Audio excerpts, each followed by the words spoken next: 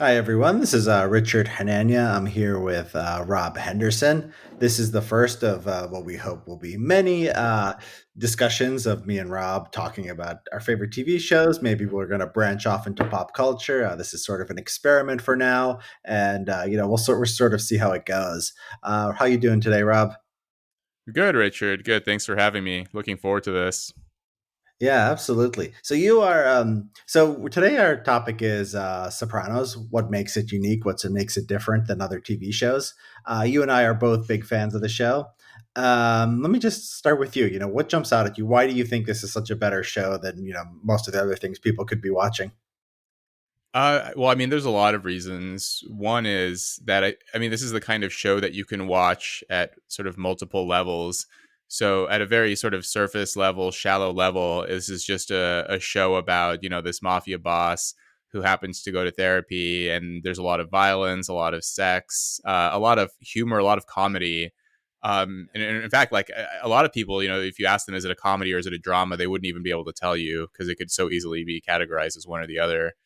Um, so even if you have no interest in any of the more complex themes, you can just watch it as a casual viewer. But then if you're interested in sort of symbolism and family and political commentary and social criticism and so on, it can be watched at that level too. So I think they really just struck gold with this kind of show where sort of snobby intellectuals can find something to like about it, and so can just sort of the average person who's maybe not so interested in intellectual and abstract topics. Yeah, I think that's right. Wasn't it originally thought of as a comedy? Did you hear that? Yeah, well, I have heard that, and I think the first season is like a little bit more slapstick and a little bit more comedic. I mean, even that pilot episode, Yeah. where Tony describes to Melfi his, how he had coffee, when him and Christopher are chasing down the gambler who owes them money, and it's sort of played for laughs, where they have that the soundtrack from like that doo-wop song from the '50s playing in the background, and Uh-huh. the sort of pacing of it is a little different. I think the pilot episode and the first season, and then later it becomes, I think, more of a drama, which I think a lot of shows actually follow that, where it starts off more humorous and then becomes sort of darker as it progresses. Yeah, yeah. Chapter six. I mean, not chapter six. Season six. I mean, was really, really dark. Yeah, It really went in that direction. So yeah, it starts out light and it goes darker. That's true. You have in the first season, you have Junior, and he's just funny and goofy. And yeah, the first episode especially. Yeah, I think about that scene where they broke the guy's legs or whatever. And yeah, and the comedy, is also, we talked about it started off a little more of comedy. It's not forced either. I mean, it's within the sort of context of the conversations. And they're like, and this is another thing I like too, that it's realistic about the characters. Like a lot of the things are like of them, like a lot of the stuff that's funny is just them being stupid, like mispronouncing things, or like they have an aphorism and they just get it wrong, right? And that happens yeah. like all the time, and you miss that if you're not paying close attention, right? I think even that is sort of, I mean, that can be looked at sort of two levels too. So, often like Tony will be in therapy and Dr. Melfi will say something that sounds sophisticated. And then Tony will try to reproduce that later in conversation with his wife or one Yeah, of his mafia buddies or whatever. And he just totally mangles it. And of course, like you can see it, it's just played for laughs. It's funny when he does that. Or when he I think I don't even know how to pronounce the actual French, whatever the French location, Cap d'Antibes or something. Remember, Dr. Melfi is trying to describe to him, what oh this yeah, nursing home looks like, and then Tony hears that and then goes back to his mom and says, like, no, the nursing home is like a resort at Captain Teebs, and she says, who's yeah. that? And he says, oh, it's just a captain who owns a resort. Um, and so it's like it's funny, but it can also be seen as like Tony is trying to it's sort of like, I think, a commentary on assimilation and upward mobility. And Tony, I mean, like Dr. Melfi is like the a person that Tony very rarely gets to interact with in his daily life, which is like a sort of upper middle class, educated, sophisticated person who's, I think, sort of aspirational in some ways to Tony. And so when she says things like that, Tony like picks it up and runs with it, and he wants to look more sophisticated than he really is to other people. Yeah. Well, is it he's aspirate? Do you think I don't think he aspires to be like of Dr. Melfi's class. I think he's happy what in the class that he in. And in a way, he wants to be the best mobster he wants to be. I don't I think that maybe he wants to be intelligent. He wants to be Hmm. like somewhat cultured and well read, right? That's I think Sure. he has that aspiration. But I don't think he wants an office job. I don't think he would trade his life for that. Do you agree or disagree with that? Okay. So I do agree with you that so Tony wants to be a good mafia boss. He wants to be smart, and in fact, he is smart. If you remember, he I think this was season 4 or 5. He mentions his IQ a couple of times. So once he mentions it to Johnny Sack. I think Johnny Sack is trying to sort of make a maneuver on Tony to either kill him or to warn him, because his cousin Tony Blendetto killed an associate of Johnny Sack's, and Tony basically says, I'm not going to fall for your trap, John. I have an IQ of 136. Basically saying like I'm too smart to fall for this. And then later he's in a conversation with Dr. Melfi, and first he says about his cousin again. So this must have been season 5. That was the cousin arc of Tony Blendetto, where he says, my cousin was tested. His IQ was like 150 something. And I think Melfi seemed like, sort of surprised or interested in this. And then Tony follows up with, but I had an IQ Yeah. 136 to sort of say like, I'm smart too. Um, and I was skeptical of this. I could believe it. Tony is clearly smarter than his associates and his underlings, but I don't know if you saw the trailer for The Many Saints of Newark, Yeah. the Sopranos prequel. There's the like right. It opens up with I don't know if it's a school teacher or principal describing to Livia and a young Tony that Tony did score very high on a Stanford Binet test, and she calls him high IQ. Uh-huh. So I think Tony is at least just in terms of raw intellect, the show shows that he like it was basically his sort of raw smarts that was able to keep the Jersey crew together, because everyone else was sort of Yeah. a complete idiot. But why Yeah. do you think that he's that he has like why do you think he's comfortable where he is? Why do you think he wouldn't have wanted to be a sort of respected person in a sort of professional kind of job? Well, I mean, because I mean, he's into like all these guys are. I mean, he's into the romance of the lifestyle, right? So if he can like become like Tammany Hall or something, right? If he could become like mayor or something, or Frank Sinatra and he'll be happy. He wants to be. He doesn't like he doesn't want to be respected. He separates Hmm. himself. Like well, I find it fascinating when they're dealing with sort of the black inner city types, and they just have this idea that they're just beneath them, right? I think there's a standard idea of like structure and a hierarchy in American society, and they want to be on top of that. But to be like like a Mitt Romney or like a Barack Obama or something, like that's not what he wants, right? That's just he has the Uh, sense of masculinity. He has the sense of family loyalty. I don't think the sort of the moral outlook of the American upper class is something that he desires on any level. no, I strong. Well, I don't want to say I strongly disagree, but I do disagree with this. I mean, so early on, season 1 or 2, you see Tony. I think he's invited to play golf with the Cusimano, Doctor Cusimano, right? His next door neighbor, who's also his Yeah. family doctor. He goes to the golf course with Cusimano and some of his buddies. I don't know, these are doctors and lawyers and sort of professional class types. And you can see very much that Tony is like trying to kind of get Right. along with them. Tony knows how to play golf. He's trying to sort of fit in, but all of these guys are like cracking jokes about John Gotti and like sort of making these remarks to Tony, or like saying like, what is it like? Um, and Tony's very clearly uncomfortable, but he doesn't just like tell them to fuck off and walk away or like threaten them. He kind of like placates them and goes along with it a little bit, and smirks and tries to go along with their jokes. And then later, I don't remember what episode this was, but it was following that kind of that theme where later Dr. Melfi is at the Cusimanos, I think, having dinner, and she hears Tony yelling while he's lifting weights.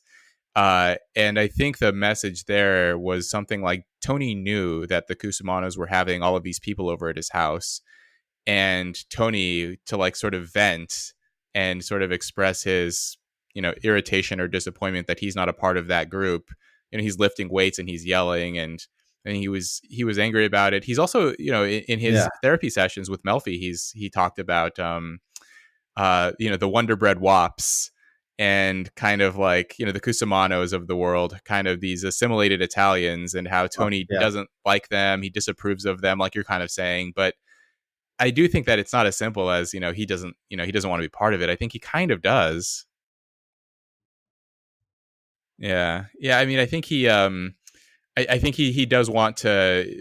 Maybe he doesn't want to actually do their daily job. I don't think it would fit him at all. But I think he would want to be yeah, seen as that kind of person, a respectable person, not respected in like the sense that he could do violence to me, but respected as like he's a member of society. He's someone you should look up to and aspire to be.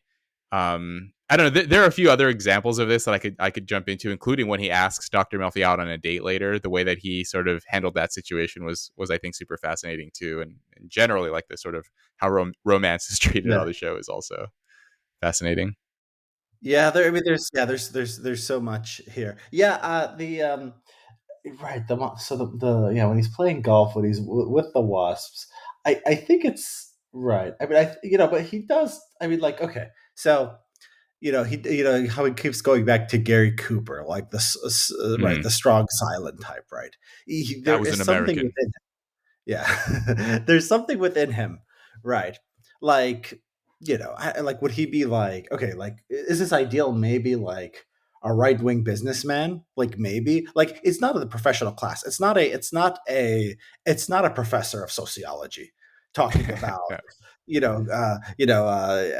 queering decolonization or something. That's not him. That's respected. That's part, that's upper class in our society. But he doesn't want Mm. that. Right. No, I Definitely. think like someone like Tony. Well, I mean, so he's ostensibly employed by a what sanitation, hygiene, something or other. Yeah. I think like for someone like him, he would want to be, and he refers to himself this way a couple of times as a captain of industry type. And so I think he sees himself as like, I don't know, railroad baron or like, some kind of like business leader. Definitely not like an intellectual at all.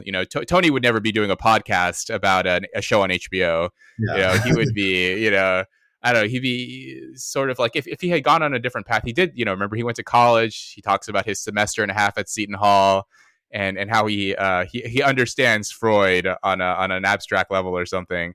Uh, Um, but yeah, I don't think he would be sort of he wouldn't make his living that way through ideas, even though like we said he seems to be a smart person, but it would be sort of through business, through management, through sort of organizing people, I think, which he's actually like pretty good at. yeah. um even in his own sort of way in the mafia, he doesn't always just resort to intimidation and violence. He was actually shown to be a pretty decent manager. Yeah, yeah, unquestionably. I mean, I guess like one objection to this is like, he could, I mean, if he tested high on IQ, he could have, and he is intelligent. He could have done the legitimate thing, right? The fact that Yeah. he didn't, I mean, it might have been a little hard, but when you have the intelligence and you have a, nuclear family, it's other basic things, right? It's not like it would have been impossible. It was unthinkable for him to go straight, right? The fact that he didn't, indicates that he's a believer in the lifestyle. He's a believer in, what do they call it, omerta, right? Mm. It's romantic. I mean, I think it's not so strange because I think even people like, people watch shows about mobsters.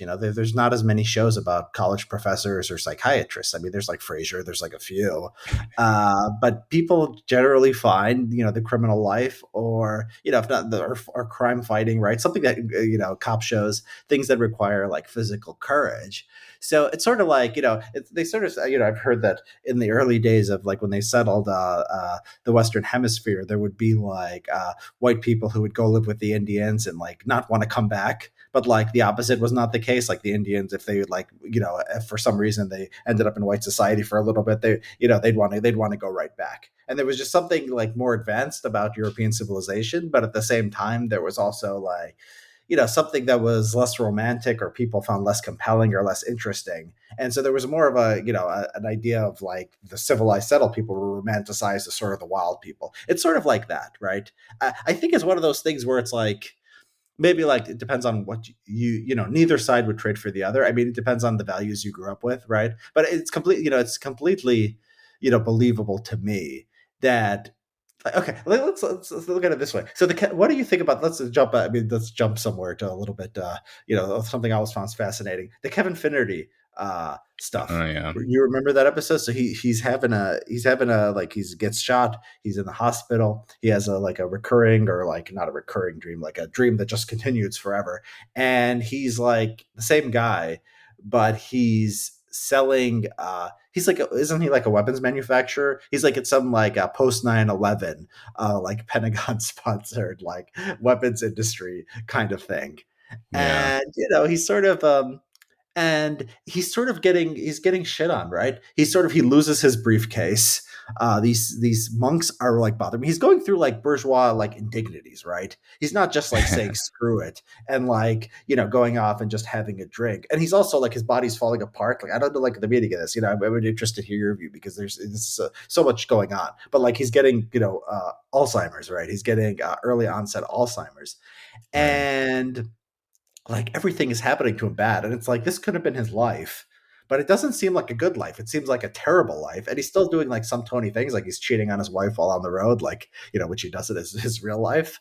But at the same time, it's like you could have been something different, and I don't think it's a happy. I don't think it's a happy dream or like a think of what could have been. I think it just comes across as dystopian and awful. And I don't know. Does that say something about like the different path his life could have taken? Yeah, yeah. I think like there's I've seen a few different interpretations of that, but I mean, one thing that struck me as I was watching it, I recently watched it for a second time, was that throughout the series, Tony makes these like sort of remarks about how he should have been a patio salesman, or why he's not selling patio furniture in San Diego, or like he sort of makes these remarks throughout, as being a salesman. And I think in that dream, he is some kind of a salesman. Yeah.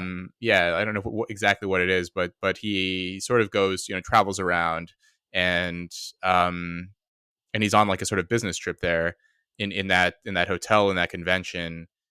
Yeah, I think you're right that it was sort of a sort of a path not taken. What his life might have been like had he not gotten swept up in a life of crime. I don't know if I saw it as sad though necessarily. I mean, I think in a lot of ways his mafia life is at least as sad. I mean, there's sort of more ups and more downs. I mean, there's sort of higher highs and lower lows, as the leader of the Jersey crew. But there's a lot of like sadness and pain. I mean, clearly, the panic attacks and the therapy and so on. I don't think Kevin Finnerty would have ever needed to see a shrink. He would have just been like a regular dude, But he, who occasionally he's cheats on the road.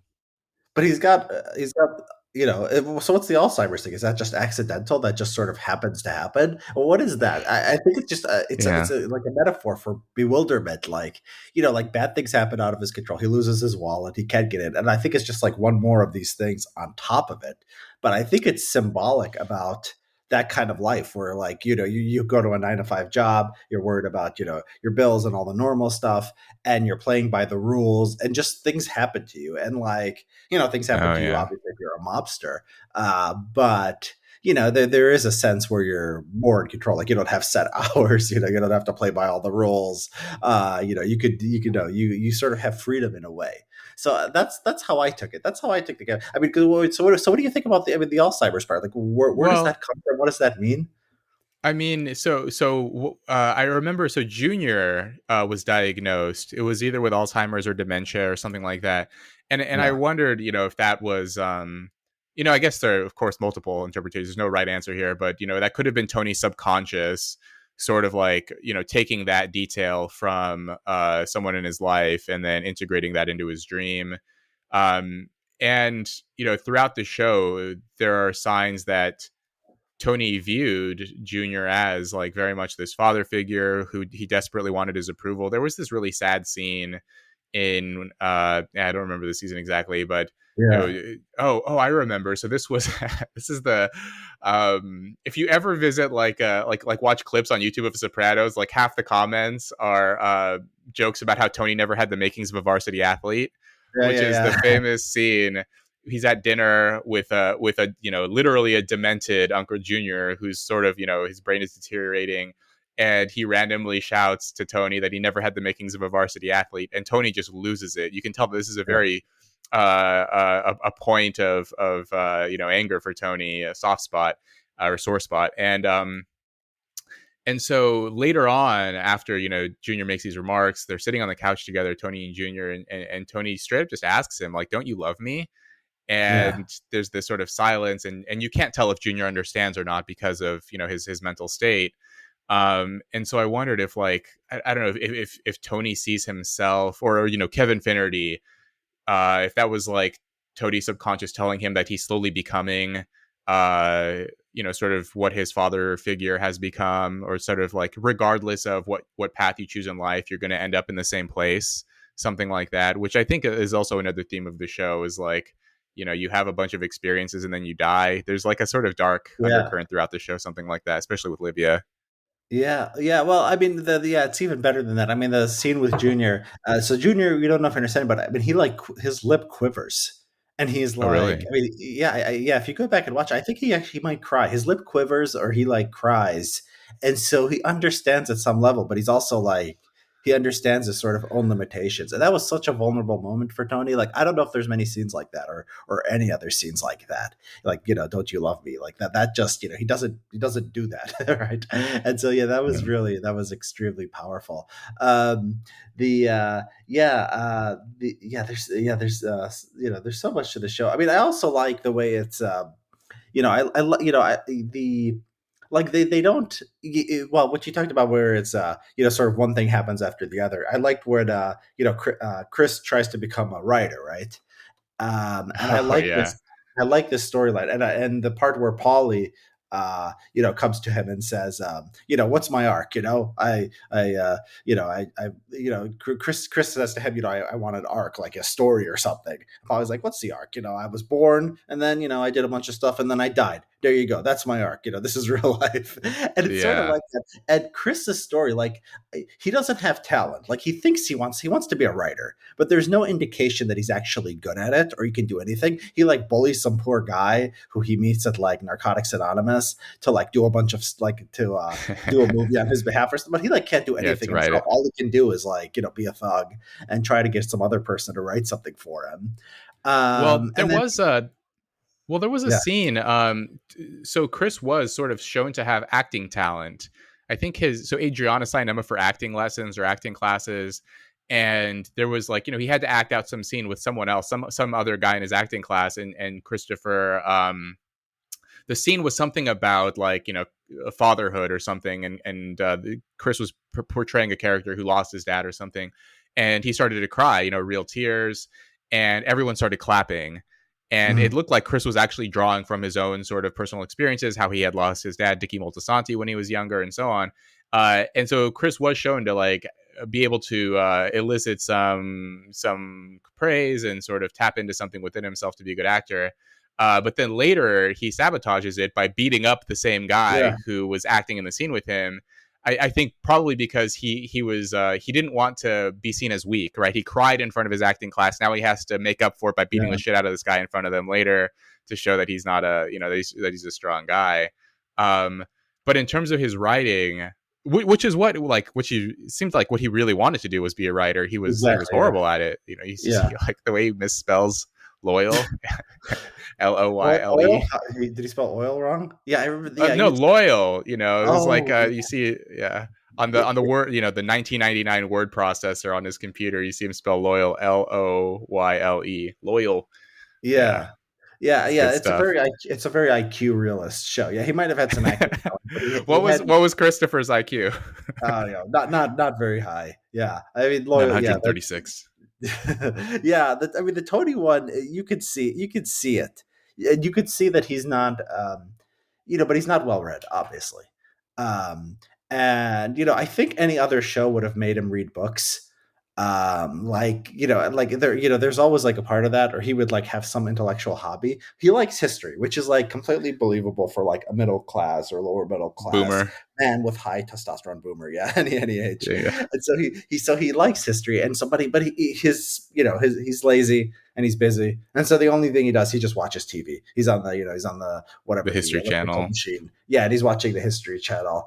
Uh and but he's not like, he doesn't have like a civil, he's not reading volumes on the Civil War or anything like that. And when he tells Meadow that he wants to he liked history, and he goes, I like that stuff, Napoleon, like Alexander the Great, Potsdam.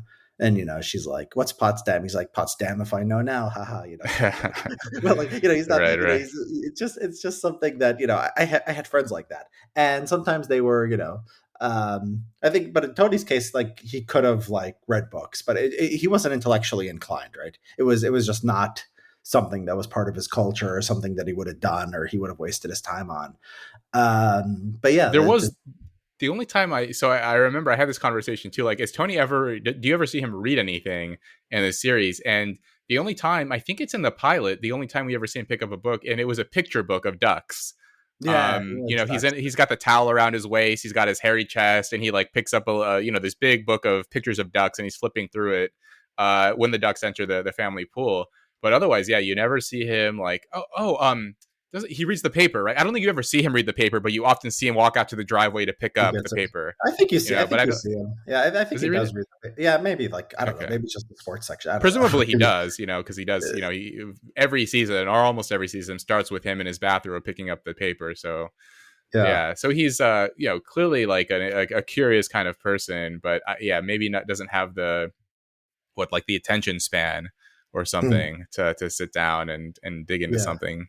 We're, I mean, we're a little bit, some people younger than us might not know that, like, before the internet, you'd read like the newspaper. So when I was in junior high, like, we'd have like time to like sit there, and we try to get the newspaper. And the newspaper would have some national stuff, obviously, in sports, but like, it was so locally focused, and this was not a small area. I mean, I was in Chicago.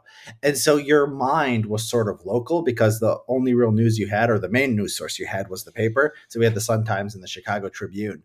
And it was mostly, you were reading about Chicago. I mean, you were reading about stuff like that. And it's just a major cultural change that now we just go online, and all we do is read. If we read about politics or news, we just read about national politics or international politics.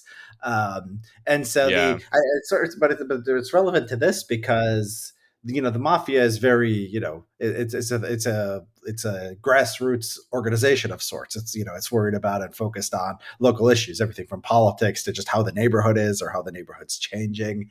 And I think that's like the decline of the mafia as like an institution, as a cultural sort of landmark in American life, is a huge theme throughout the show. And I think it's somehow connected to the lack of, the move away from like localism to sort of like a national consciousness within the United States.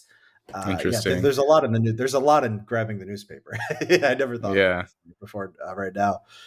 No, no, no. I mean, it was the same. So when I was growing up too, we had like the one local paper. So I grew up in a small town called Red Bluff in Northern California, and literally it was just the Red Bluff Daily News, a very thin paper, just about like what was going on in that, in Tehama County, the local area. No one I knew was like reading the New York Times or reading the news on the internet. And I grew up in sort of the mid 2000s. Like that was sort of my adolescence. But yeah, things are a lot different now, and I think the theme of decline in the Sopranos is, I mean, it's sort of, it's almost stated up front, that Tony in the pilot episode says like, I came in at the end, and he just acknowledge, he sort of just accepts it, like I know that I came in at the end. It's good to be on something from the ground floor, but this isn't, that's just not how it is now. And Melfi largely agrees with him, saying, or at least sort of supports that idea, saying, a lot of Americans feel that way. It's kind of interesting. That was in 1999. So that was before 9/11, before the war on terror. Like, I think a lot of people look back on the 90s and the Clinton era as like this sort of, this is a kind of pleasant, like, the whatever, the end of history, the Fukuyama idea that the 90s were like the nadir of American power. We had taken down the Soviet Union. We were sort of the only global superpower. We didn't have any like serious enemies anywhere. And I think it's interesting that 1999, like that show was like, oh, this is the end. Meaning I guess like when we talk about decline today, like Ross Douthat recently published his book, The Decadent Society, which is sort of a similar theme, that when we talk about decline today, it feels different than in 99 when they were sort of making this commentary too. It was, I guess, more was more of a malaise or something. It was a weird year too. American Beauty came out that same year, and it was also about the Yeah, sort of I was about to say. suburban Yeah, Enway. Um, Fight Club also came out that year too. Office Space, all these yeah. movies about like sort of guys in their 30s to middle age who were just sort of in organizations that in which they felt trapped and wanted to sort of somehow break free or go back to the glory days or something. And it's funny because I think a lot of people today think of like the late 90s as the glory days. And yeah, so that Well, aspect is it's not interesting. as consistent because so the 1990s, they're thinking, these like suburbia, this sort of malaise. It's a problem of too much comfort, right? You have a nice house and you have a nice family, especially in American Beauty, but you've lost. And this is actually in Fukuyama's book. He talks about sort of, this idea that humans, like, there's nothing left to prove. There's no chance to show physical courage, and he's sort of pessimistic about what that entails. And Mm. so, so it's considered. So if like you look back 1990s as like the, and like I think materially, I mean, it's just about expectations, how people think materially. I mean, I think we're much better off than then. But like if you go out and like you say, and so many things have made the change, like the political changes and the internet and sort of how we communicate. If you make a movie about how like life is too easy and too good for like normal people, like you can still say that about the rich. But if you do that now, like you sort of get canceled, right? It's like we're hypersensitive. It's like we still had like, I think there was, it's like, okay, if life is tough, like people get tougher, right? And so like, you lose like, you lose like tens of thousands of people in the Korean War, but you're used to World War II, and so it's like it doesn't seem like that big of a deal, and like people don't see, like society doesn't feel like traumatized by that. Um, and so like we still had that sort of like, we had enough of a memory of history, like the World War II generation was still out there, like Bob Dole like ran for, was on the Republican, was the Republican nominee in 1996, and he was injured in World War II. And so like the generation that Yeah. like fought World War II was still there and still remembered. So you can have this idea that like, life was pretty good in the 1990s. And then like if you go 30 years later, and like, yeah, we had 9/11, we had the war on terror, but the number of Americans who were actually touched by that compared to the previous conflicts is pretty small. But we consider it like just a great trauma for the generation.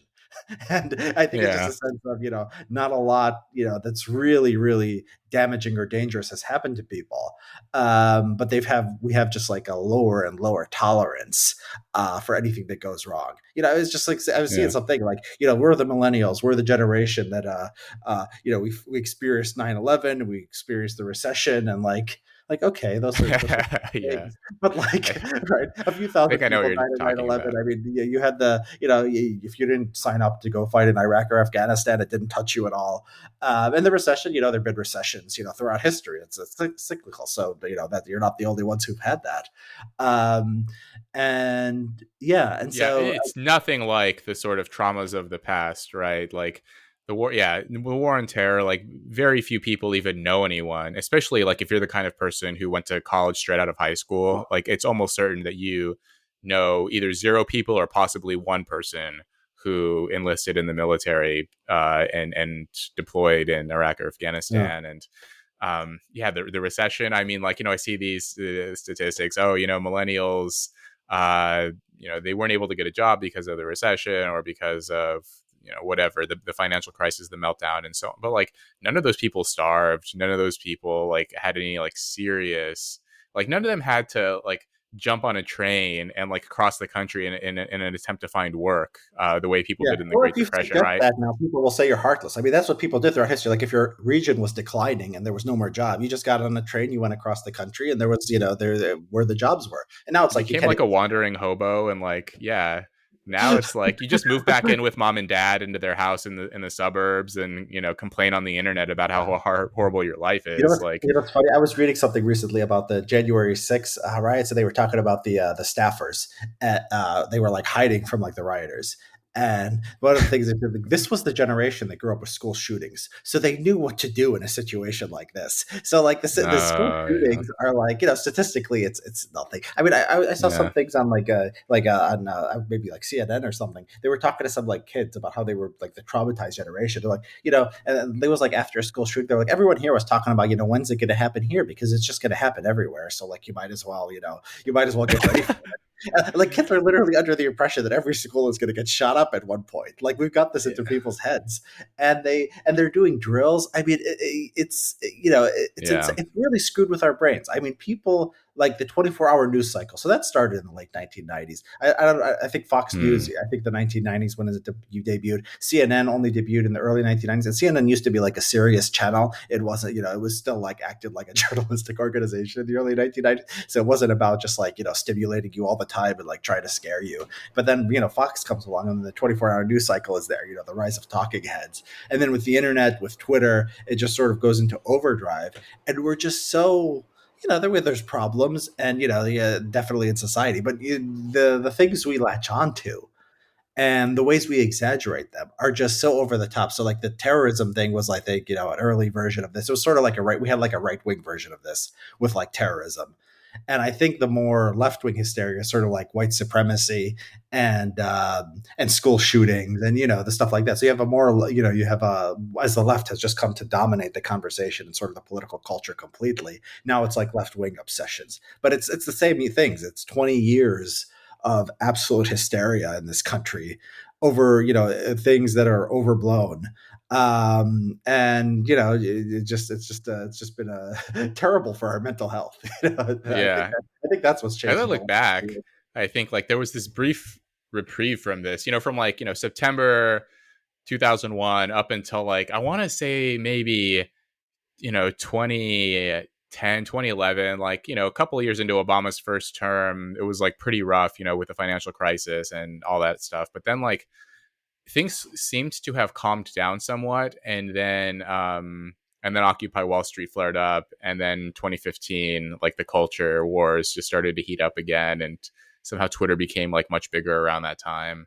So yeah, I mean it's been totally relentless. Actually, now that I think about it, I want to say there was like a couple of years in there. Maybe there were, but I can't really pinpoint specific days or years rather. Yeah, But yeah, I think that we can see, speaking about like generational shifts in like interpretations of whatever pain and trauma and what counts as a crisis. I mean, we kind of see this, of course, like so Tony himself, he lionizes the good old days of his dad and his uncle and the sort of heyday of the mafia.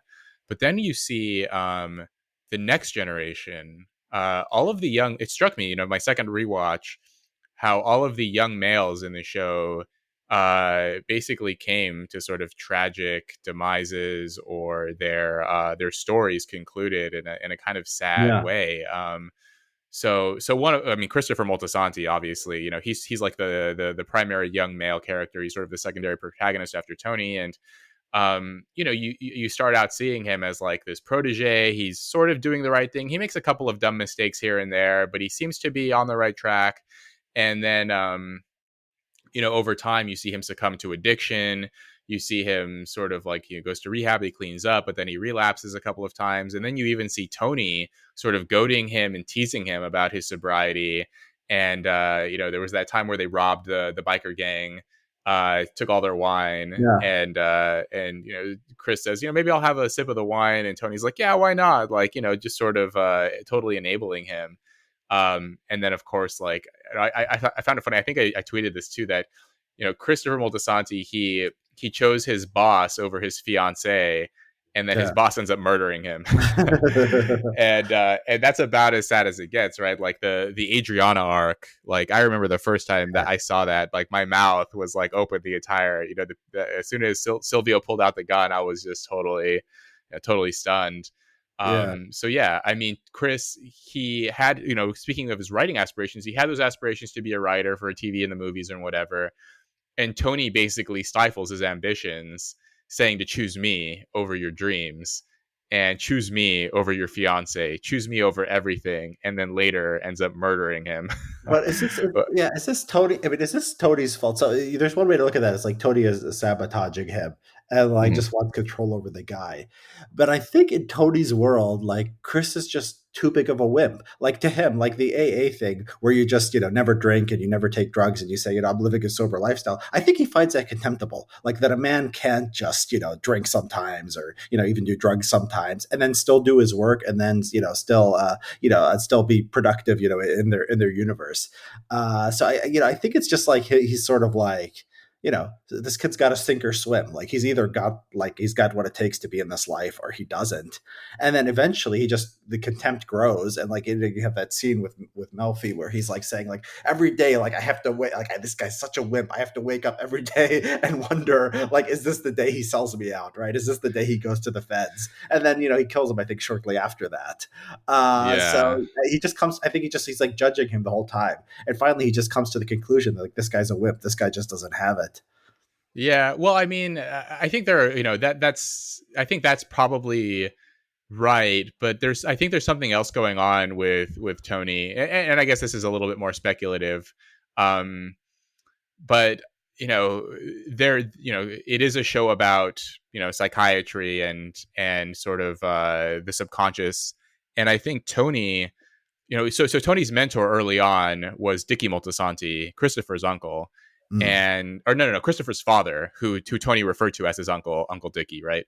Um, so Dicky Moltisanti himself was a drug addict, and I remember there's one scene towards the end of the series where Christopher just says it. He says, my dad, the great Dick Moltisanti, he wasn't much more than a fucking junkie.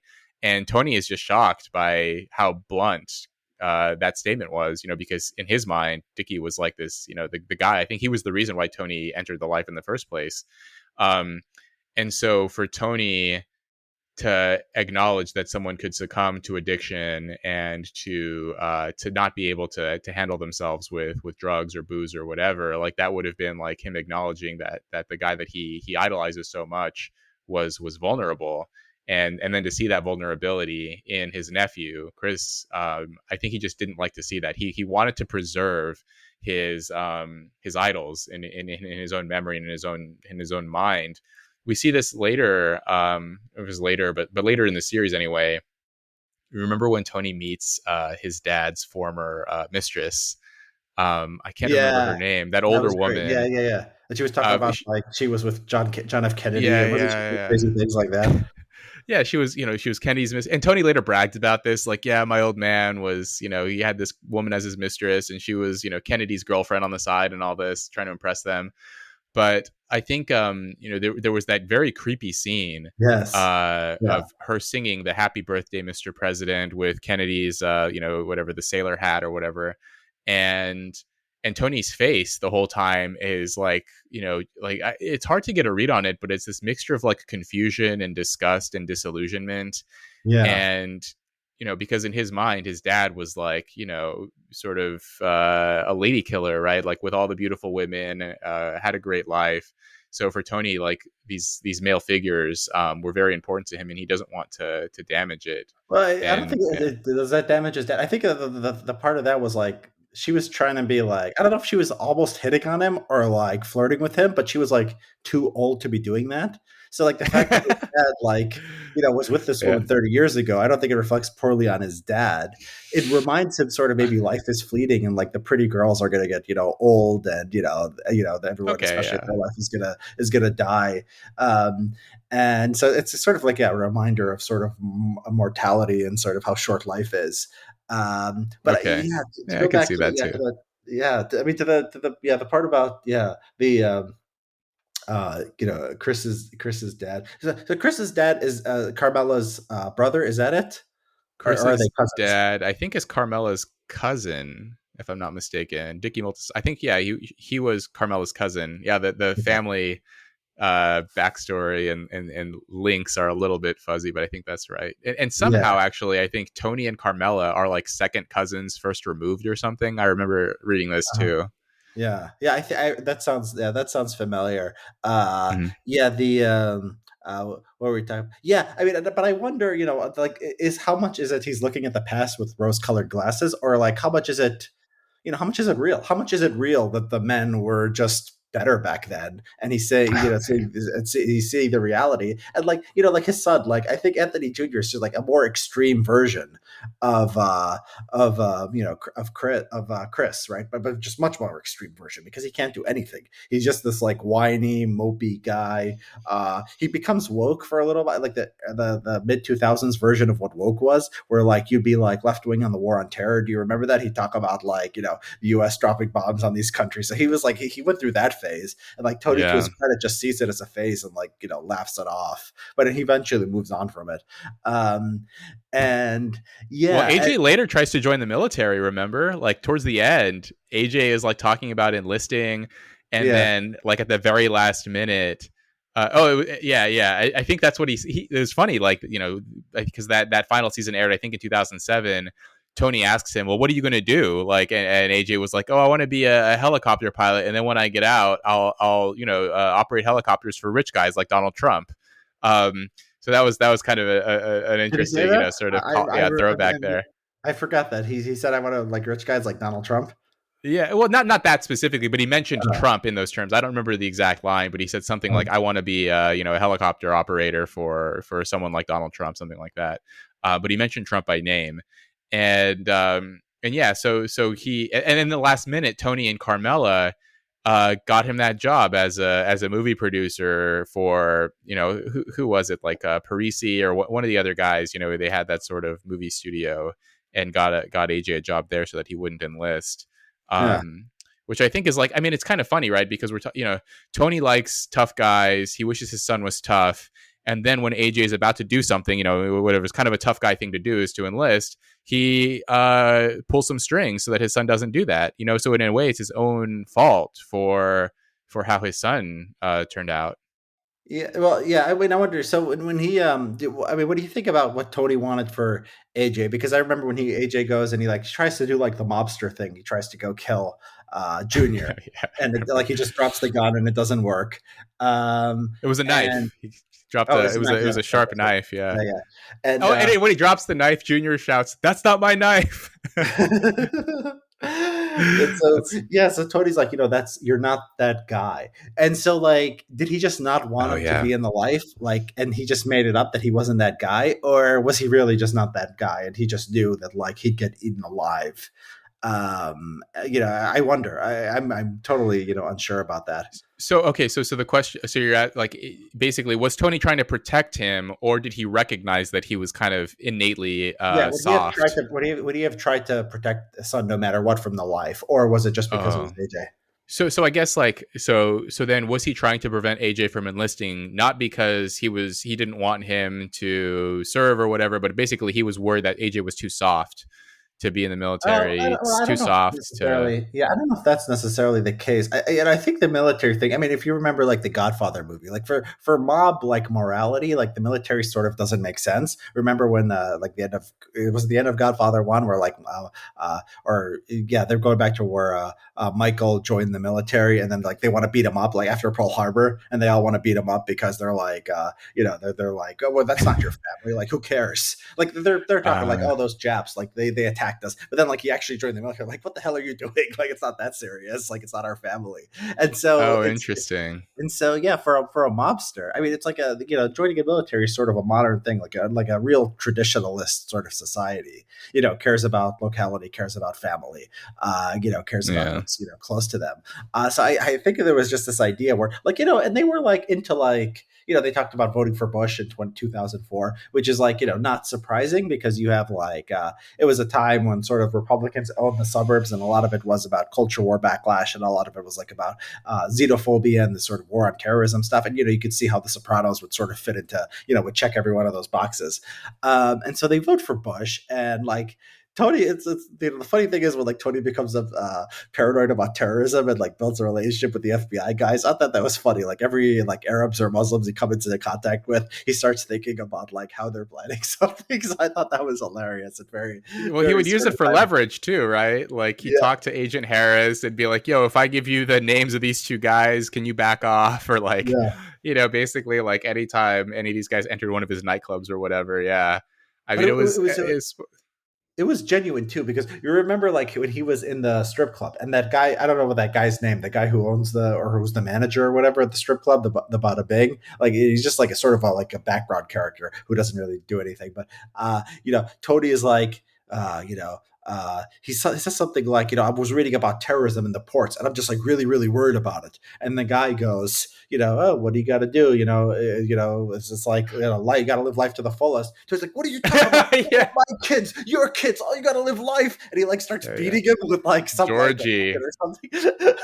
It was really It was funny. Georgie, man. And he's Yeah, just no, like I having like remember that guy was Tony's punching bag throughout the whole series, man. Yeah. it's like it's just like he said some banal like stupid thing. And he's like talking about my kids, your kids. And he just starts beating the shit out of him. That was one of the Yeah. funniest scenes of the whole show. So yeah, you have the political thing, but like it's not like that's like sort of a middle America thing to like go join the military. But going back to AJ, like before the military, like just like the fact that he never sort of and I think it is that AJ's that soft because like Meadow has to like go online and like show him that like Tony's a Yeah. monster. So the fact that he never even figured that out, I think probably says something about like his character and like how he would have gotten eaten alive. But I think a He wasn't previous very generation, bright, like yeah, or Anthony Jr. Yeah, AJ. He was seen to perform quite poorly in school. And I think at one point, the school counselor psychologist diagnosed him with ADHD. I think back then they were still calling it ADD. uh, And I remember like this is kind of a funny scene because so they give him this diagnosis or potential diagnosis. I don't think it was ever like fully confirmed. But then Tony just says all he needs is a whack upside the head. And Carmela says, what? He has a disease. Would you smack him if he had cancer? He has an illness. And then the school psychologist, having just said that, AJ has ADD, he says, oh, no, he should still be consequenced for, his yeah, yeah. misdeeds. Because I think he had gotten into trouble or something. And so the show kind of lampoons the mixed messages But doesn't of Tony, these kinds doesn't of Tony say, labels. yeah, but Tony says, which is it? Doesn't he say so? Doesn't he respond? He gets the point. He says, which is it? Does he have a disease or does he need Oh, no, discipline? does he not? Yeah, what is it? So, yeah, and so Tony, like, yeah, he sort of lampshades it, right? He very clearly says, like, so what is it?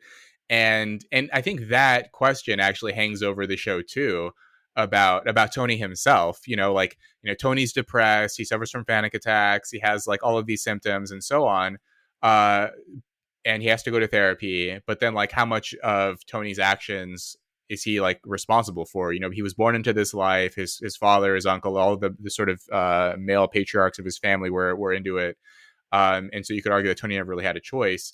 So how much of Tony's life is he responsible for all of the acts that he does, all of the misdeeds he commits and so on? Um, you know, Basically is Tony, is he responsible, or is he just sort of a product of his upbringing and his environment? Yeah, I think that it does sort of come to a conclusion. I mean, I do think by the end, like when Melfi has this sort of awakening about Tony, right? And she Mm. starts reading these papers about like how he's like sort of using there's two things. There's the first one. Carmela goes to that psychiatrist. She says, "I don't want your money. It's simple. All you have to do is leave him." And she just doesn't want to hear it. And I think she just like stops going. She wants to hear that it's like hard and she's trapped. And so And this guy, that particular doctor, I think it's Dr. Krakauer or something. She even like, she makes this kind of remark about like, oh, you're telling me to leave him. Aren't you Jewish? Like, don't you guys have different ideas about marriage than us Catholics? uh, Um, and the therapist is like, what does my religion have to do with, with my advice? But what I found interesting about that was that that doctor, that therapist was Melfi's referral. Melfi referred Carmela to see that guy who was Melfi's mentor. yeah. And so it was interesting that like, Melfi knows all of this information about Tony. She knows Tony better than anyone. And when he asks her for a referral for his wife, she sends him to this guy who presumably Melfi would know well enough to know what kind of advice he would Uh-huh. give her. So That's amazing. Yeah. was Melfi operating behind the scenes, basically like trying to save Tony's family from Tony? Yeah, that's interesting. Yeah, I mean, and you have yeah. So Malfi was he was her like an advisor or mentor. Yeah, I didn't remember that, but I guess that's another interesting generations thing, right? Because you have these old school psychiatrists, and you have these. I don't know if this is true in psychiatry. I don't know if like the older psychiatrists are actually on average more of take responsibility for your life, but there is a difference from Malfi between Melfi and the other doctor, and sort of mirrors sort of we talk about the different generations of the mobsters. Um, yeah, and so there's that, and then there's the part at the end where she just like breaks away and realizes that that like he's just using her basically to justify everything that he's doing. And I think I think like for 5 or 5.5 seasons, you think like, okay, which is it? Like, what's the view of psychiatry in this show? But I think like near the end, it tilts towards psychiatry is a bunch of BS, and people use it as sort of a crutch and a way to justify things, and maybe doesn't maybe does more harm than good. I really think that that's sort of the direction it takes at the end. Yeah. Well, I mean, throughout, so you, especially in the earlier seasons, you see Melfi visiting. Yeah, I think his name is Elliot. So her therapist, right? And you Uh, could see like sort of that was a way for the show to communicate her feelings about Tony that she couldn't tell him. And she talks about like how she feels trapped in this moral never land with Tony, with this, she calls him this patient, and eventually the Elliot figures it out who it is. But yeah, I mean, I think that she feels conflicted about her role here. So on the one hand, as a doctor or whatever, she's supposed to help her patient, but on the other, she understands that like he is kind of a monster and commits all kinds of crimes and violence against innocent people. And so, what is she supposed to do here? And I think, like, yeah, one of the themes is that maybe therapy and psychiatry can't really work without taking a moral position one way or the other. You can't just sort of do this amoral, not passing judgment on anyone.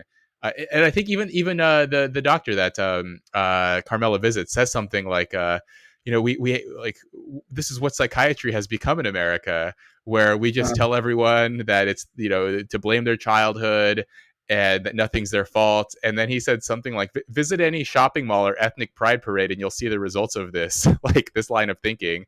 Um, and so like, yeah, this sort of old school psychiatrist saying that like, this isn't, this is a mistake that we're making in this, his occupational field. Um, but then with Tony himself, I find it interesting because he went through, we see him in his first session with Melfi in the pilot, and then in the penultimate episode, Melfi terminates it. But throughout the show, Tony's actually like kind of a better guy in the first season. Early on, like he actually becomes worse. Like he becomes more and more morally compromised throughout the show. In the beginning, you see him do like nice things, like his relationship with Hesh, his Jewish colleague. yeah, I think Hesh somehow like loses money in a deal with Junior, and then Tony arranges and talks to Junior to get that money back to him. I think this was in the first or second season, and then in the final season, Tony just keeps borrowing money from Hesh, and then when Hesh asks for it back, Tony starts making these anti-Semitic remarks to him and like rubbing two nickels together at him and doing all these kinds of things, and you just see Tony just becoming like more and more evil.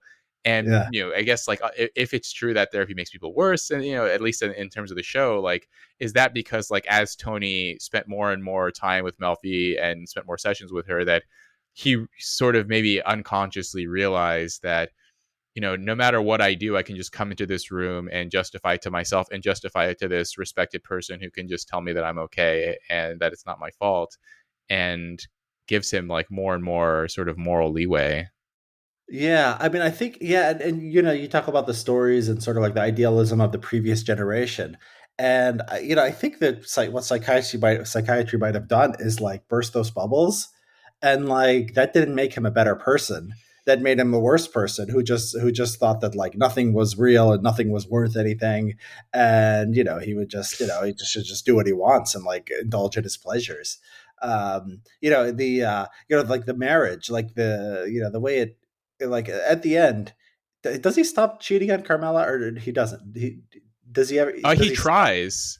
He So tries, but there was like this very brief period, like right after the shooting, where he yeah, like has, it seems like he has this awakening, and with I think Juliana Skiff, who later became Christopher's mistress, he yeah, like, they were making out, and like they were about to, have sex, and then he stops her and goes home, and then yeah, later he tries to get into bed with her later. So it seemed like Tony tried to reform yeah. after his injury, but Yeah, well, ended up becoming his wife. worse. I mean, the thing is, his wife was like helping him button something, and then she was like playing with his buttons. You remember this? And then Ah, he okay. remembered Carmela earlier, and that just sort of jogged his memory. And then he left. And yeah, who was the last? What was the last affair he had of the show? I don't know. Um, the Oh, was yeah, it Ralphie's for the one who like burned herself? Do you remember? Or not Burner. Ralph. Was it Ralphie's mistress? I can't remember. But he was sleeping with some woman who later on she caught herself on fire by the stove, and then Tony like dumped her shortly thereafter when she was all burned up. I Um, vaguely remember that. Yeah, yeah, we've got to go that back I and don't. watch because That was like his probably his last serious mistress. But then like later on, oh, he does something that I don't think we ever see him do before in the second half of the final season. When Tony is just like completely like too far gone. Um, he hooks up with one of the strippers at the Bing. You see her blowing him while he's driving her home. And Mhm. it was just kind of interesting because Tony, you never really see him. Like, he has all these side mistresses and a lot of women who have like, sort of jobs outside of the strip club. Um, he doesn't really, take advantage of his position there. But Yeah, then at the end, he does. So you sort of see yeah. So it's that just you're right. He's de-evolution. gotten. Yeah, that's a good point. And there's sort of a hierarchy in like the guys and like their kinds of mistresses. So like the ones who have like the Kumars. We should be calling them Gumars, right? yeah. So like the guys who have like a black mistress, that's considered sort of like not as good, like a lower class. So that's like good enough for Polly. And then Chris, when he wants to like hide that he's sleeping with that woman who Tony liked, Julia, he says, I'm seeing a girl, but she's black, so I don't want to bring her around. I don't want Polly to make fun of me. Although Polly also has a black or maybe Puerto Rican Gumar, and so or Oh, right, right. it's not a Gumar. It's not a Gumar in that case. Gumar is like a mistress, right? If Like Polly's a not married, side, yeah, like your yeah, side girl, yeah. right. So he's got a whatever relationship, Like a and girlfriend, I think. Yeah. yeah, and but then Tony is never with a black. He's never with a black girl, and like and Vito too. Vito, when he runs away, is with a black girl for a while. He apparently also has a black Gumar. Oh, Um, yeah, interesting. Yeah, yeah, I yeah, forgot yeah, about that. and but Tony, like Sil, we never see his Gumar, but Tony, yeah, it's like like the prettiest Russian, not a prostitute, I don't know, like a semi prostitute, I don't know, like some kind of professional gold digger escort, I don't know what she is. So Yeah, that's yeah. like his main one, and then he has like there's the girl without the leg that he sort of falls for. Who's like smarter and like sharper, so like you have that, and yeah, you have the Julia who's like the professional, and even like Melfi when he like really gets into Melfi, and he's like Yeah. asking the Russian girl, I don't remember her name, but he's saying can't you dress more like business, like Like a he can't even perform professional. anymore. Yeah. Yeah, she's like, you want me to dress like a man? What is wrong with Yeah. you? That She's was a like, great that was a great line. and so yeah, you're right. Like, even like the idealism of like another thing is so the idealism, so like he has like these idea of like mistress, which is sort of like a more elevated kind of relationship versus like just uh, going out with the strippers at the bar, but also like he gets fatter throughout the show too. Do you notice that? Yeah, I think he yeah, yeah. balloons too. So he's just indulging in every appetite. Did you see the one where remember the episode where he discovers this Japanese restaurant and he just can't stop Yeah. eating, and like they even bring up like the fact that he's ballooning. I thought that was very symbolic of like Well, what there was was happening. also, like he ate there alone for lunch and mentioned it to Carmela, and she was like, "That's our restaurant." And I think that was also like an indicator that like Tony does not hold himself back, right? Like he doesn't like, even though it's supposed to be his restaurant with Carmela, their sort of romantic place that they go to together. He's like, if I want to eat sushi, I'm gonna go there by myself and just have a big meal. Yeah, like yeah, he was indulging every whim, every appetite. After he kills Chris, he flies out to Vegas and literally hooks up with Chris's Las Vegas mistress. Oh, is that the same girl? Yeah, Is that the same girl? How yeah, did they yeah. how did that work? How did he, because Chris was there? Are you sure? Because Yeah, how would he well, find her? How would he know that was because I Chris don't wasn't there? exactly know how he found her, but somehow he did. And I guess we never saw her before that, right? Like we never saw Chris actually, hook up with her or sleep with her. You only see Tony just fly out there, and she sort of mentions like, "Oh yeah, Chris," and then Tony says like, delivers the news saying that Chris is dead, and I thought you should know, like trying to Um, make himself seem like this noble guy, um, uh, and yeah, then and he later does sleeps with proofs or her. something. Yeah, Yeah, there the was another, so there you know was how a hard it is to get fat on sushi. I mean, you have to eat a lot of sushi. That is a Well, it lot. wasn't I just mean, the that is a sushi, lot. right? You see Of food. Tony Yeah, eating in front of the TV with a big bowl of ice cream and the whipped yeah. cream and the The chocolate fact that syrup. it's sushi, I mean, you have to just keep indulging and indulging. It's hard to get fat on sushi. I mean, it's a pretty light meal. Oh, I don't know, man. Carbs are heavy, you know. Yeah. Although you don't see very many fat Japanese people, so that's fair. Right. No, the servings are small. I mean, I look at the calories. Like, you get a sushi roll, it's like 500 calories. I mean, it's nothing for an American meal. Yeah. So all of the so to return to my observation about the generational decline. The other two, I mean, so we talked about AJ, we talked about Chris. Someone else's arc that interests me here along this line is Jackie Jr. So Yeah. Jackie April's son, who starts out as kind of a minor role, minor character, and then later, once he enters a relationship with Meadow and becomes like sort of more involved in Tony's life, and you see, Jackie, he drops out of Rutgers because basically he was too dumb to complete his college education, and he hears this story about how like Tony and some of the guys robbed a card game, and that was sort of how they positioned themselves within the organization. And then Jackie and his two dumb friends, I can't remember their names, they were sort of the underlings of Chris. Uh, um is it Bevilacqua and someone else? But did they end up like shooting Chris, and then Tony got revenge on them? But anyway, so Jackie Jr., his arc is kind of interesting too. I think a lot of people pinned their hopes on him. He was Jackie Jr.'s son. He was in college. He was a good-looking guy. He was dating Meadow, and he sort of like threw it all away by making very poor choices. And Tony even like I think he beats him up in the bathroom at one point, or a couple of times actually.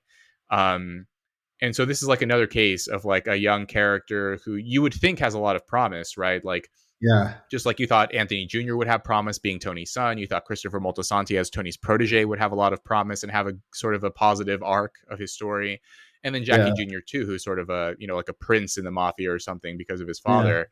Um, and he is like just like literally killed by Vito, and then the murder is pinned on drug dealers in some bad neighborhood in Jersey.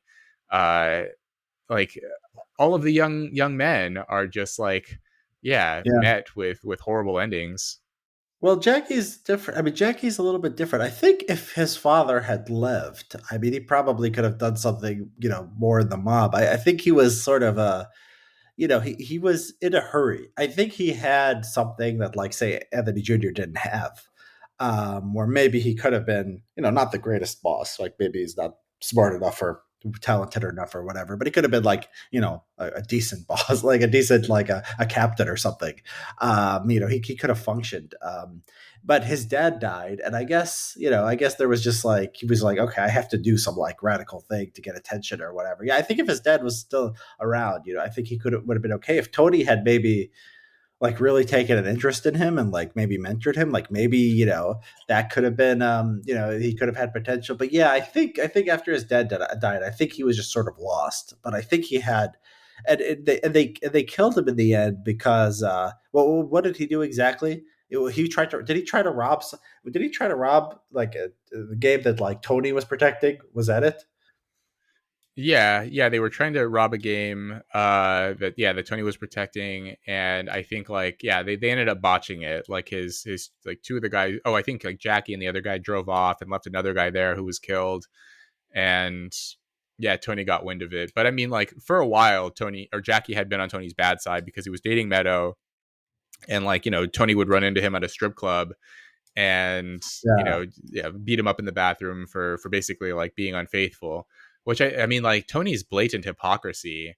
I mean that was like one of the scenes where it was just so apparent, right, where like Tony cheats on Carmela nonstop all the time, Yeah. but the idea that Well, someone would it cheat could on have been his with daughter strippers. was Remember, Tony was unacceptable. Tony was against cheating with strippers and doing it blatantly. Maybe there was sort of like a, kind of a you idiot. This is not how you do it. It was something like I that. don't know. I don't know if he had I seen don't think Jackie Bob out does. with like a respectable woman, I'm not sure that Tony would have liked that either. I don't know. I mean, maybe he's a hypocrite, but I don't know if in their moral universe, like it seemed like every man cheated on his woman, and maybe it's his daughter, maybe it's completely different, but it seemed like it was just like so accepted that maybe it was just like the fact that it was a strip club, Well, I think it's accepted for people in the especially if life, they're but not one thing that married. Yeah. was a big part of Tony's character was that he didn't want his children anywhere near the life, right? Like he really wanted Meadow to go off to college, like donated money to Columbia.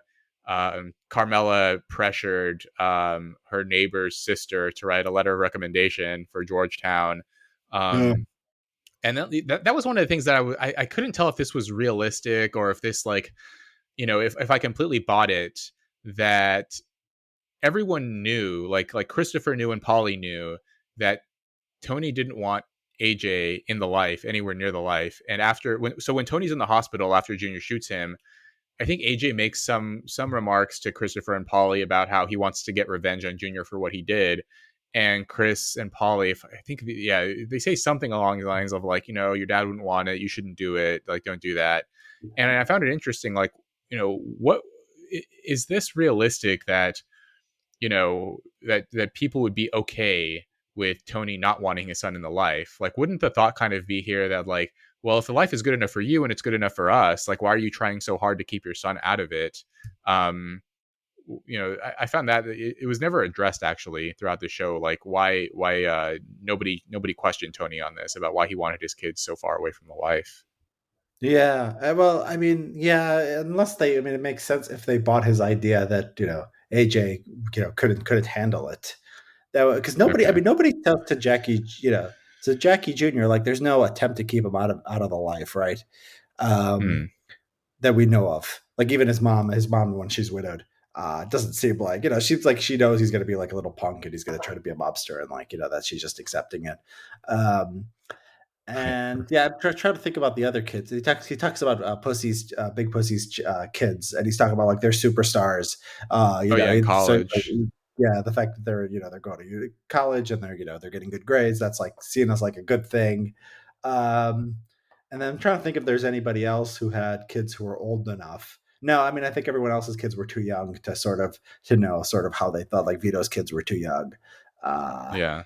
Well, so I I don't mean, know. I mean, I think like Tony, to like Tony wanted his kids, I think, to be like to have the kind of that kind of like respect that he could never have, right? Like to be again, like to be a part of that sort of world of like Dr. Melfi and Cusimano, of like he was very proud, right? That Meadow got into Columbia and bragged about it, and But he um, didn't you like know, everything about Colombia. When she starts talking about inner city crime, and they get into that argument, and like when oh she gets man, robbed or something, and with then Tony's like, Noah, "Yeah," he's like, "What kind of guy was it?" And she's like, yeah. he's a black guy, and she doesn't want to say. And then she goes, "Well, because they are disproportionately poor, or something like that, right?" Yeah, it's an economic issue, Yeah. not a racial one. And And so yeah, and that's what I'm talking about. Where he doesn't like the like the proto wokeness, like the if like somebody with like the homosexuality, like that's something you'd get like accepting of LGBT if you go to Columbia, super liberal on race. Like he didn't well, want his kids to be that. He didn't oh no, not no. I think he didn't want the sort of like pseudo woke social politics angle, but I think he just like he would say the idea of Meadow becoming a pediatrician, like that made him happy, like yeah, becoming a that doctor, would be becoming fine. like something like that. Yeah. And yeah, But yeah, he would that still was want her, like if she became like if she didn't want to get married or something, like she became a pediatrician, said, I want to be single, or God forbid, like a lesbian or something, like he wouldn't want that. He wants like, the same like sort of values or similar values. He starts bothering her at one point to, have killed to go have children, right? Um yeah. the so yeah, so he still, has these sort of values. I Tony's think today, attitude Well, yeah. Tony's attitude about like homosexuality, it was sort of it was kind of ambiguous because so the way that he handled the Vito situation, right? Like everyone on his crew was saying like, "Oh, Vito's gay, you need to kill him," and so on. And Tony was like, "Let's wait. He's one of our best earners." Like Well, Tony is yeah, basically thinking like a businessman here, yeah, even though like Paulie, especially Paulie and the older guys, were like, we need to take him out. And then later, like Tony and Carmela are at a dinner with Meadow and some of her Columbia friends, and I can't remember, like it was a book, some book, Moby Dick or something, where one of the characters, sort of revisionist yeah. interpretation It's of one like of the queer, characters was that they the were kind of gay. thing. Oh, no, Yeah, it was Billy Budd, and Carmelo is like, no, he's not gay. That's ridiculous. And Meadow is like, yeah, he is. Like we learned about this in one of our classes or something. And you just see Tony kind of like make a couple of jokes and like just brush it off. Like Tony clearly doesn't care the way that Carmela cares. Like Carmela is much more of your sort of like, I don't know, very religious, like moralizing Catholic or something. And Tony just doesn't care. So like in a way, like is Tony, like where does he lie, I guess, just in terms of his like social politics, right? Like he's clearly very racially insensitive.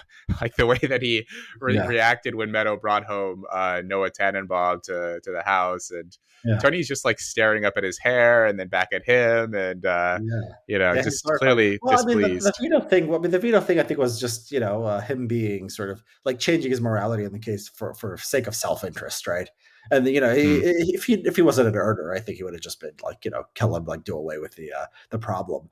Um, Yeah. but he didn't have many like people he could rely on to be good earners and like be competent. They were always idiots and getting into trouble. And I think Vito was in that case very valuable to him. And then he's like with Melfi, and he's like he's like, oh, I've come to the conclusion, live and let live. And she's like, oh, this is like a new Tony, but it's just like because of he Yeah, brought a lot of money. And so it's like he's like yeah. feeling good about You can see himself. the That he's motivated reasoning, yeah, like up close.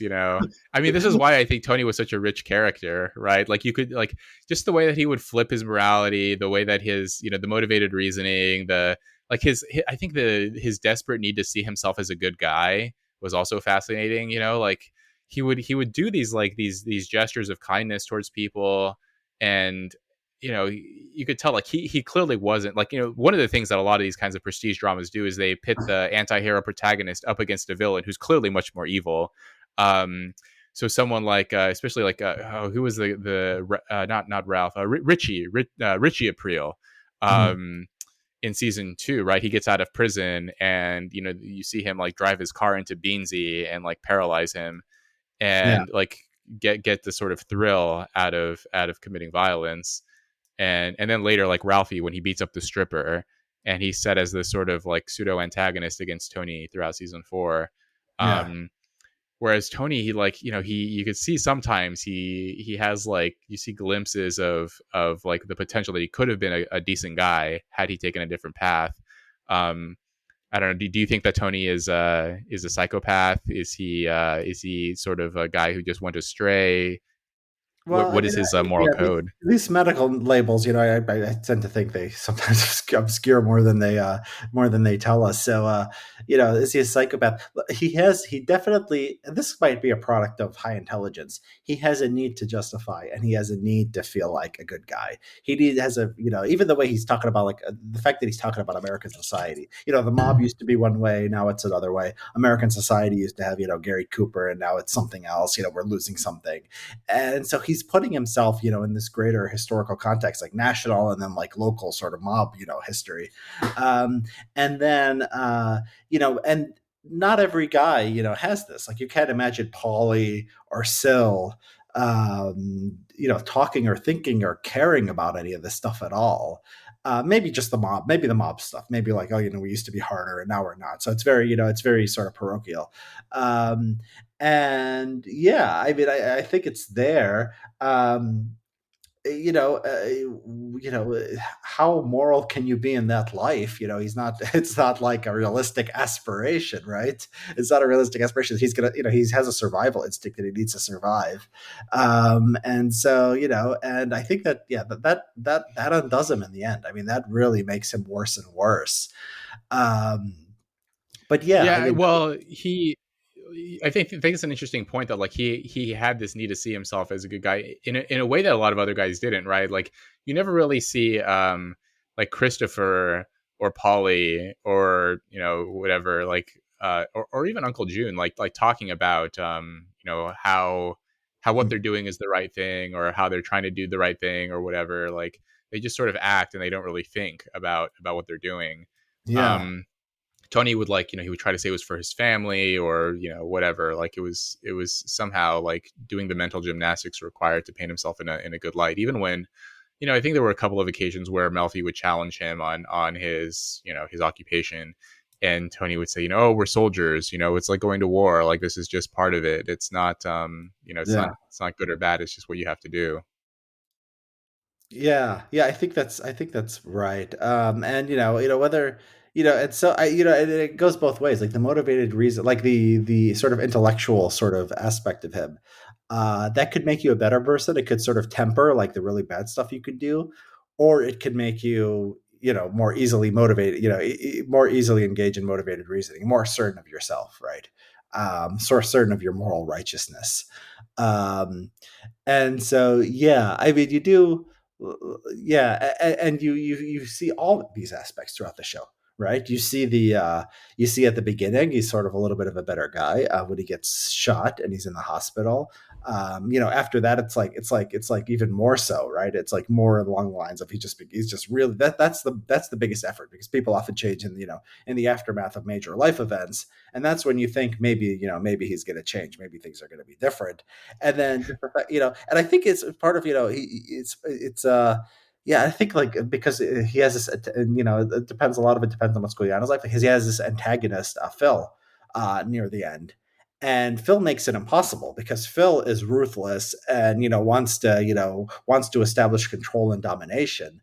And maybe if Phil hadn't been there, Tony's like quest to be a better person could have actually worked. I don't know, but it seemed Yeah. like Phil put him in a really, really tough spot. Like they were negotiating over something, and like Tony tried to meet him halfway, and Phil wanted like complete submission. And then Phil said he was getting out of the life, that he like killed all his rivals to take control of Johnny Sack's old crew.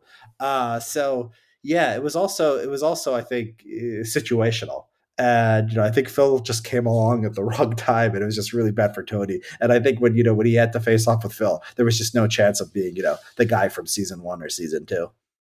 Yeah. Yeah, oh, yeah. That's an interesting point. I mean, yeah, in season one, the main antagonists were like, it's literally his mom and his uncle, right? So you didn't have like this sort of outside evil force that Tony had to deal with. So yeah, I guess like one could argue that like as each sort of season's villain became more and more monstrous, Tony had to sort of become more monstrous himself to meet those challenges, and to keep his crew together.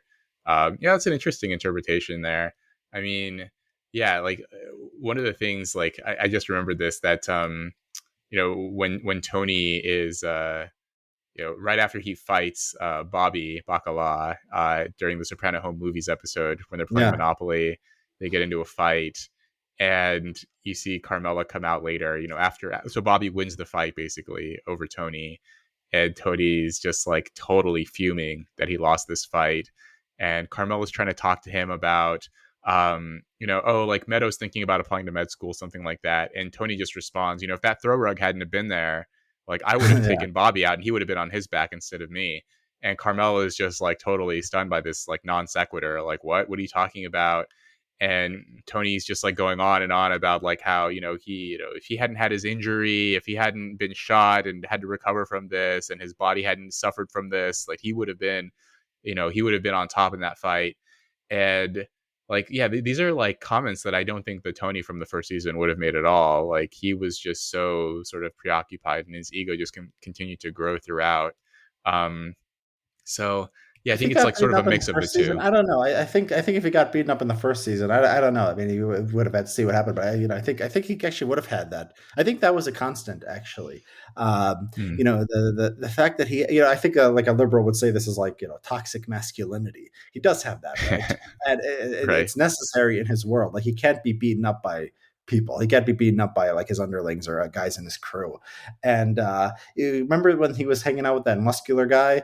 Uh, the guy was his driver, a Oh, young guy, the guy with the big muscles, Perry, and what Perry was his name? Annunziata, Perry Yeah, well, Annunziata.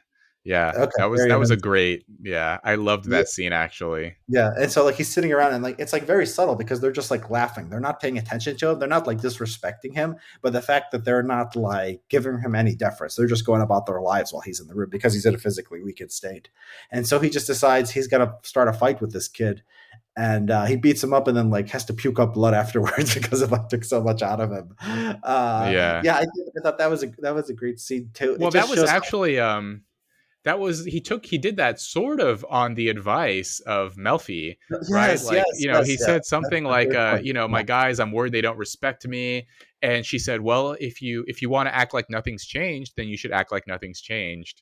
And I think in Tony's mind, like basically like that means somehow he took that advice to basically like say like, well, if nothing's changed, then that means that I have to sort of reassert myself as the boss here.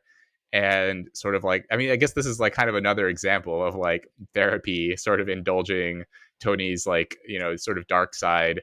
I mean, we see this throughout, right? Like Melfi recommends that he reads The Art of War basically to like help him quell his anger, and Tony like takes like excerpts from that as like business advice, strategic advice to Yeah. take out his rivals. Like, yeah, so yeah, Melfi sort of inadvertently, I guess like what enables him.